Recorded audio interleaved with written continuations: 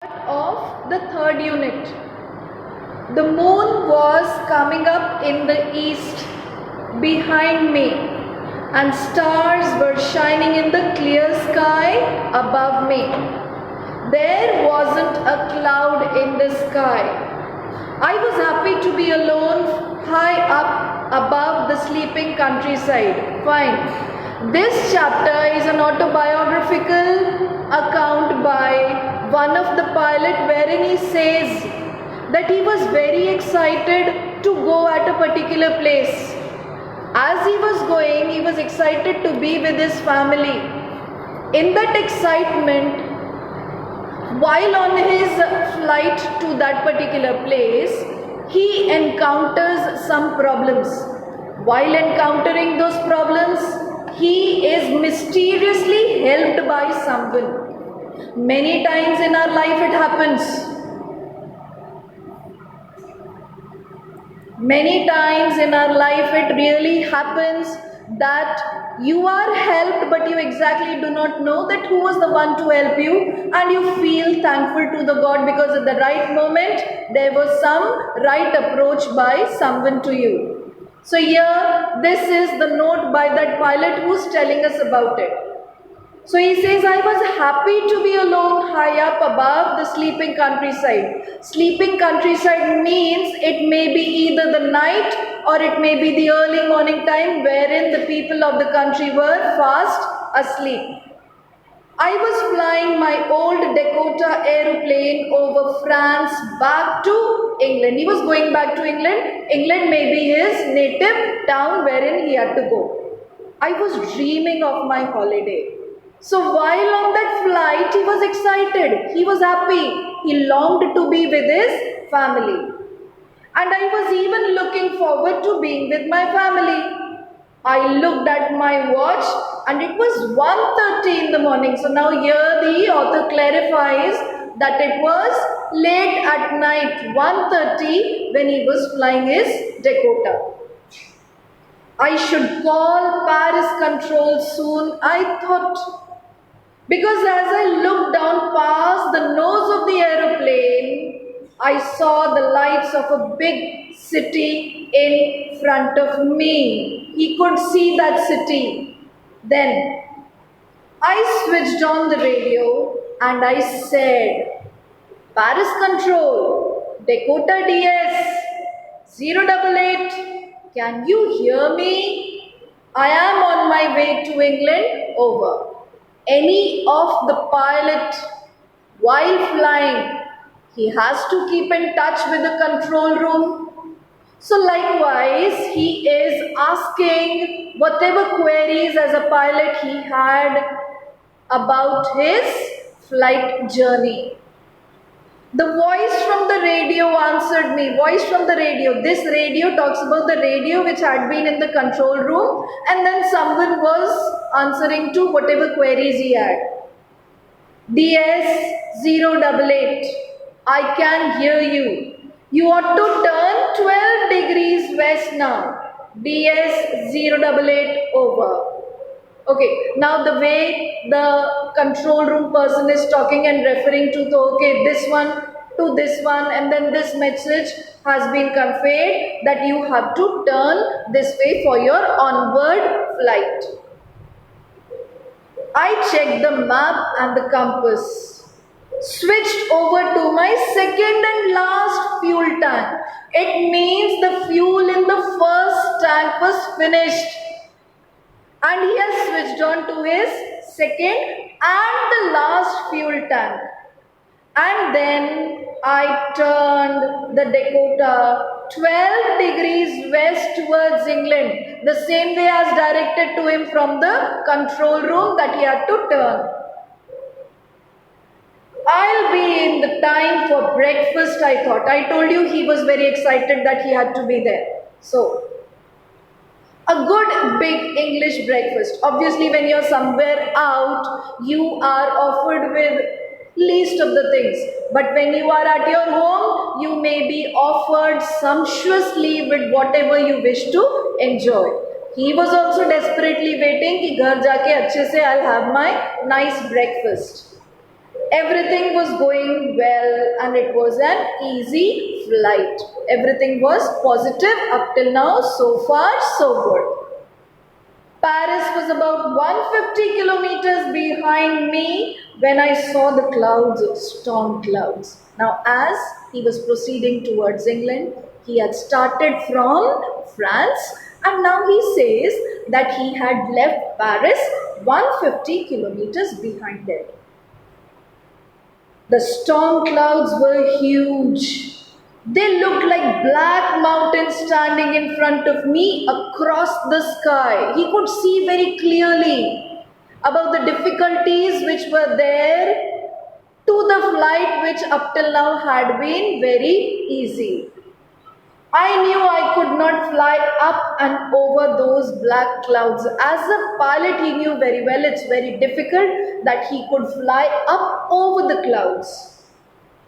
And I did not have enough fuel to fly around them, neither to the north nor to the south. Because for the change of direction, obviously he would be needing fuel. And he has already stated that he had switched on to his last and the second fuel tank. I ought to go to Paris, I thought. Returning back because there was no fuel. But I wanted to get home. I wanted that breakfast. So he was ready to take the risk of not going back to France just because he wanted to have a good, sumptuous breakfast with his family. I'll take the risk, I thought, and flew that old Dakota straight into the storm. Inside the clouds, everything was suddenly black. They were dark clouds. It was impossible to see anything outside the aeroplane because he was stuck into those dark clouds. The aeroplane jumped and twisted in the air, but he couldn't see. I looked at the compass and I couldn't believe my eyes because the compass was turning round and round and round because the compass was dead.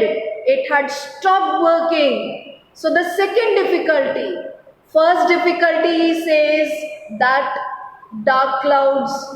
Second, he knew very well that the fuel had been over.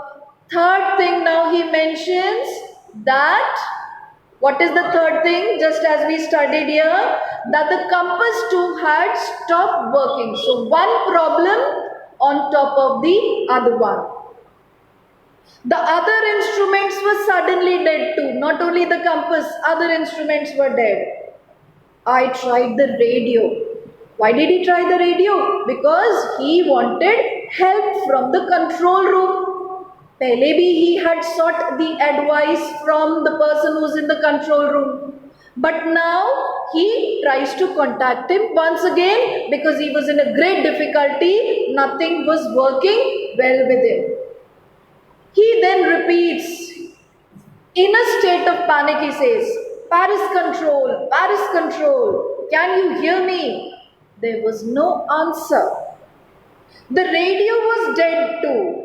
I had no radio, no compass, and I could not see where I was because I was completely lost in the storm. Then in the black clouds quite near me, I saw another aeroplane. Just imagine, you are in a state of difficulty. Such a state of difficulty wherein you are unable to think. You just don't know what to do now. And then there comes a help, a ray of hope. So, same way he says, I saw another aeroplane. It had no lights on its wings, but I could see it flying next to me through the storm.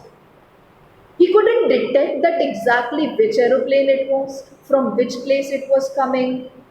Nothing at all, no light, but yes, he could see. I could see the pilot's face turned towards me. I was very glad to see another person and he lifted one hand and waved towards me.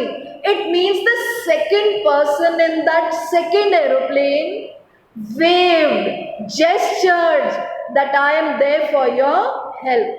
Because this pilot knew he was in difficulty, and at that moment, someone gestured him, need not worry, I'm there for you. Follow me, he was saying, follow me. And then the pilot wondered, he knows that I am lost. He is trying to help me, it seems. He turned his aeroplane slowly to the north in front of my Dakota, which had been lost, so that it would be easier for me to follow him. I was very happy to go behind the strange aeroplane like an obedient child does. What does an obedient child do? Whatever directions are given, he would follow. So, the same way, this pilot also followed the directions of the pilot from the other aeroplane, because he was not getting any kind of help from the control room. No guidance, no assistance. So, the only choice left was to follow that person. After half an hour, the strange black aeroplane was still there in front of me in the clouds. Now there was only enough fuel in the old Dakota's last tank to fly for 5 or 10 minutes more. He was quietly following that black aeroplane, the another pilot. And when he saw to his own fuel tank, he got to understand that only 5 or 10 minutes more he could fly his aeroplane further. I was starting to feel frightened again. The word again used here because for the first time when all the things had stopped working, he was frightened. But still, he got the help at that moment. And now once again, he was in a state of panic because the fuel was about to get over. But then he started to go down. He here refers to the other pilot. And I followed him through the storm.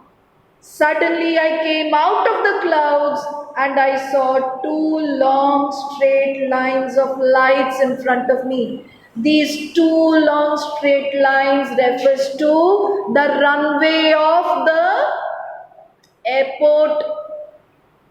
Certain things should be written in the book there and then itself, okay? So, the runway was visible. It means, again, a sense of relief. Then, it was a runway. It was an airport. I was safe. I turned to look for my friend who had been guiding me in that black aeroplane, but the sky was empty. There was nothing there. The black aeroplane was gone. I could not see it anywhere. I landed. I was not sorry to walk away from the old Dakota near the control tower. I went and asked a woman in the control center where exactly I had landed my aeroplane and who the other pilot was who offered me the help to save my life and get me landed to a safe place. I wanted to say thank you to him. So he is questioning the lady in the control room that who was the pilot in that black aeroplane, because I would like to express my sense of gratitude. Okay. She looked at me very strangely and she started laughing. Another aeroplane up there in the storm. No other aeroplanes were flying tonight. She wonders that what sort of question is this man asking, because other than that old Dakota which he was flying in, there was no other aeroplane in the sky. Yours was the only one I could see on that radar. So the lady in the control room says, the only flight visible on the radar was that old Dakota one. There was no other black aeroplane in it.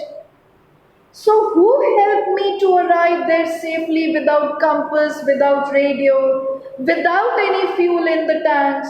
Who was the pilot on the strange black aeroplane flying in the storm without lights? He just keeps on wondering. But yes, very mysteriously he had been offered helped by someone. He wanted to express his thankfulness, but still he couldn't find anywhere whom to thank. So at times it happens that when we are offered the help, we keep wondering that it may be God who was there in an invisible form. It could be anything. It could be that he was mistaken. Maybe there was nobody else. And he was so skilled that he found that someone was helping him and he landed. So the perception can change here. Every chapter, there may be a question. The pattern has been set in such a way that every chapter there may be a question wherein the child has to express his own perspective. So suppose the question is there for you from this chapter, do you really think that there was someone who helped the pilot? So either you can say yes and then give reasons accordingly, and if you deny, then you have to give reasons accordingly. So certain things are descriptive and based on your understanding, and the other things are based on your perspective of a particular thing. So the choice is always yours. Okay? Now, with this the chapter finishes, and the next day, tomorrow, we shall do anything from the writing section. So you keep your second copies with you.